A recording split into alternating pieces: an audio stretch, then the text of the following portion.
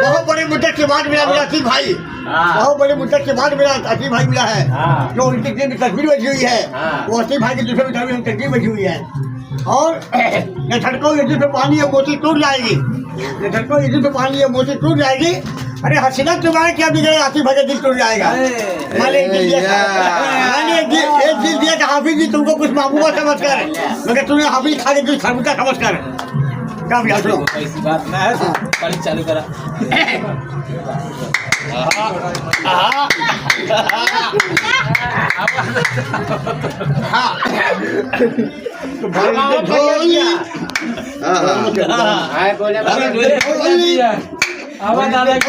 मेरी या मोहम्मद और मैं ना जाऊंगा खाली, बोली मेरी या मोहम्मद और मैं ना जाऊंगा खाली।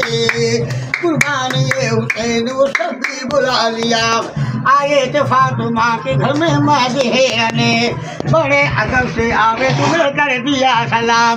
बाद सलाम हो गए मोहम्मद के ये लाल, हर छोली मेरी या मोहम्मद लौट कर मैं ना जाऊंगा